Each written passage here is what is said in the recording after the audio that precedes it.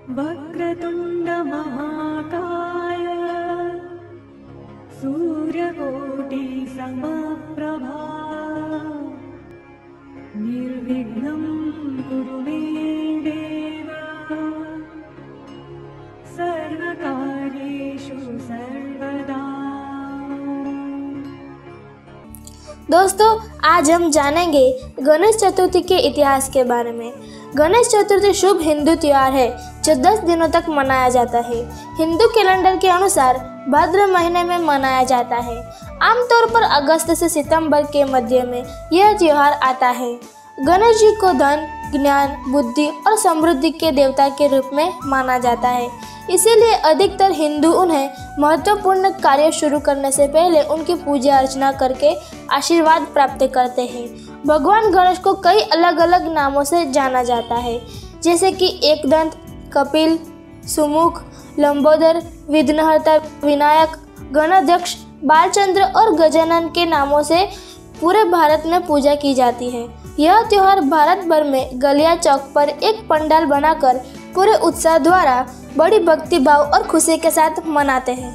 भारत में प्रमुख रूप से महाराष्ट्र, गुजरात, गोवा, मध्य प्रदेश, कर्नाटक और तेलंगाना सहित कई राज्यों में गणेश चतुर्थी को मनाया जाता है। गणेश जी के पिता भगवान शिव और माता पार्वती है। गणेश जी भगवान शिव और पार्वती के छोटे पुत्र हैं। इनके बड़े भाई का नाम कार्तिकेय है। उनकी 2 पत्नियां हैं, रिद्धि सिद्धि, और 2 पुत्र हैं जिसका नाम शुभ और लाभ है। गणेश जी का प्रिय भोग मोदक या लड्डू है। गणेश जी की 10 दिनों तक पूजा क्यों की जाती है? गणेश जी के 10 दिनों की पूजा के पीछे पौराणिक कथा महाभारत से जुड़ी हुई है। महर्षि वेदव्यास को महाभारत का पूरा महाकाव्य दिमाग में था, लेकिन वह महाभारत को लिखने में असमर्थ थे।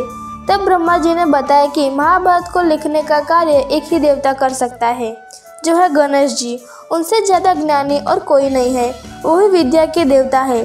तब गणेश जी ने भी महाभारत लिखने के लिए अपनी सहमति दे दी। गणेश जी ने महाभारत को लगातार 10 दिनों तक लिखी थी।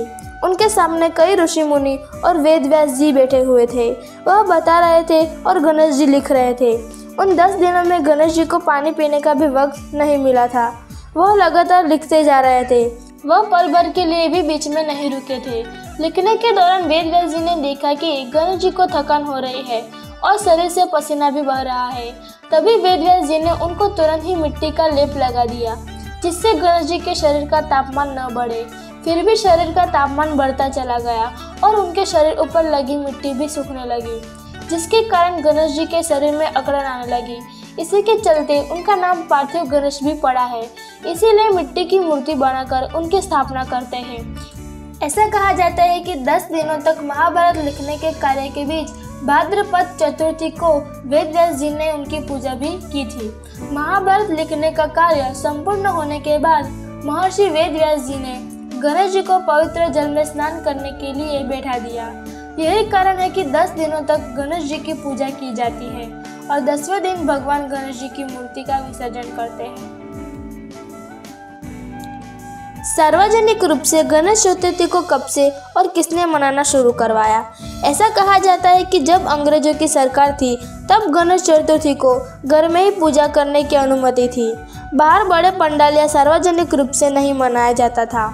उनको लगता था कि सार्वजनिक गणेश पंडाल लगाने से उनके बीच हमारा डर नहीं रहेगा और एकता कायम हो जाएगी, जिसके कारण हमारी अंग्रेज सरकार को भारी नुकसान झेलना पड़ सकता है। उन कठिन परिस्थितियों में भी लोकमान्य तिलक, जिनका पूरा नाम बाल गंगाधर तिलक था, जिन्होंने गणेश चतुर्थी को सार्वजनिक रूप से मनाने का अभियान चलाया। लोकमान्य तिलक पेशे से एक वकील थे, जिसके कारण वह आम जनता को अच्छे से समझा सकते थे। उन्होंने कई जगह पर घूमकर लोगों को समझाया। पहले महाराष्ट्र की गलियों में बड़े पंडाल लगाने को कहा और बाद में गांव-गांव में जाकर सभी को पंडाल बनाने को कहा। लोकमान्य तिलक ने लोगों से कहा कि अंग्रेज पुलिस कुछ भी कहे तो भी हमें डरना नहीं है और एकत्रित रहना है। जिसके बाद सभी लोगों की एकता बढ़ी और जगह जगह पंडाल बनाए गए। जिसके बाद लोकमान्य तिलक द्वारा सार्वजनिक गणेश महोत्सव 1893 में मनाने की शुरुआत की गई, जिसको पहले महाराष्ट्र में शुरू किया गया और बाद में भारत के अन्य राज्यों में शुरू करवाया गया। गणेश जी का जन्म कैसे हुआ? पुराणों के अनुसार पार्वती माता जब नहा रही थी तब अपनी रक्षा करने के लिए भगवान गणेश को अपने मैल द्वारा बनाया और उनमें प्राण डाले। तब उनका चेहरा बिल्कुल मनुष्य जैसा था। तब भगवान शिव उपस्थित नहीं थे। भगवान गणेश को दरवाजे के बाहर रखवाली करने को कहा गया और कहा गया कि कोई भी अंदर प्रवेश न कर पाए, इस बात का ख्याल रहे। कुछ समय बाद शिवजी घर लौटते हैं, मगर गणेश जी नहीं जानते थे कि शिवजी कौन है। उन्होंने शिवजी को दरवाजे पर ही रोक लिया। दरवाजे पर रोके जान से शिवजी बहुत गुस्सा हुए। दोनों के बीच झगड़ने के बाद शिव ने गणेश जी का सिर काट दिया और घर में चले गए। अंदर पहुंचते ही पार्वती माता ने पूछा, भगवान आप अंदर कैसे आ गए? बाहर आपको किसी ने रोका नहीं? भगवान शिव ने जवाब दिया कि हाँ, एक बालक ने मुझे रोका था और मेरी उससे लड़ाई हो गई, जिसके पश्चात मैंने उसका सिर काट दिया।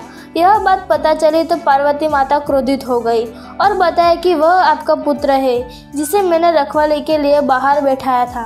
और पार्वती माता ने आग्रह किया कि मेरे पुत्र का सिर फिर से लगाकर उसको तुरंत पुनः जीवित किया जाए। भगवान शिव ने पार्वती माता से गणेश जी को पुनः जीवित करने का वादा किया और उनके दूतों को उत्तर की ओर एक बच्चे का सिर लाने के लिए भेजा और कहा गया कि जो माता अपने बेटे की तरफ पीठ करके सोए हो, उस बेटे का सिर ले आना। लेकिन ऐसा कोई बच्चा नहीं मिला, केवल एक हाथी का बच्चा मिला। हाथी की रचना ही ऐसी है कि हथनी अपने बच्चे की ओर सिर करके नहीं सो सकती, जिसके बाद शिवजी द्वारा भेजे गए दूतों ने उस हथनी के बच्चे का सिर काट लिया और शिवजी ने हाथी के बच्चे का सिर गणेश जी को लगा दिया। हाथी जैसा मुख और 2 दांत होने के कारण शिवजी ने कहा कि तुम आज से गजानन के नाम से जाने जाओगे और किसी भी शुभ कार्य में तुम्हारी प्रथम पूजा होगी। गणेश जी का विवाह कैसे हुआ? कई कारणों से गणेश जी का विवाह नहीं हो पा रहा था, जिसमें मुख्य कारण था उनका हाथी जैसा सिर और दूसरा कारण था एक दंत जो परशुराम के साथ युद्ध करने के दौरान टूट गया था। इसी के चलते लोग गणेश जी को एक दंत भी कहते हैं। जब कभी भी गणेश जी किसी देवता के विवाह में जाते थे तब उनके मन को बहुत ठेस पहुंचती थी और वह उदास रहते थे। गणेश जी मन में ही सोचने लगे कि जब मेरा ही विवाह नहीं हो रहा तो मैं दूसरों का विवाह कैसे होने दे सकता हूँ। इसके बाद गणेश जी और मूषक ने देवताओं के विवाह में बाधाएं डालना शुरू कर दिया। गणेश जी की आदत से मूषक विवाह के मंडप को नष्ट कर देता था, जिससे विवाह के कार्य में रुकावट आती थी। गणेश जी और मूषक की मिलीभगत से सारे देवता परेशान हो गए। तब सारे देवता मिलकर भगवान शंकर को अपनी कथा सुनाते हैं, परंतु इस समस्या का हल भगवान शिव के पास भी नहीं था। तब माता पार्वती ने कहा कि इस समस्या का निवारण ब्रह्मा जी ही कर सकते हैं। यह सुनकर सब देवता ब्रह्मा जी के पास गए। ब्रह्मा जी ने इस समस्या का समाधान लाने के लिए 2 कन्याएं रिद्धि और सिद्धि को प्रकट किया। रिद्धि और सिद्धि ब्रह्मा जी की पुत्रियां थी। वह दोनों को लेकर गणेश जी के पास गए और उनसे कहा कि आपको इन्हें शिक्षा देनी है।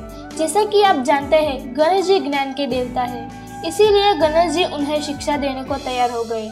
इसके बाद जब भी मूषक द्वारा गणेश जी के पास किसी विवाह की सूचना आती थी तब रिद्धि और सिद्धि उनका ध्यान भटका देती थी और विवाह संपन्न हो जाता था।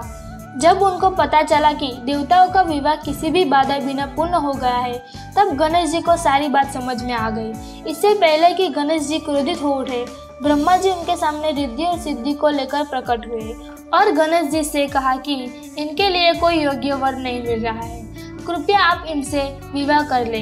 इस प्रकार गणेश जी का विवाह रिद्धि और सिद्धि के साथ बड़े धूमधाम से हुआ और इसी के साथ हर विवाह में गणेश जी और रिद्धि सिद्धि की पूजा होने लगी।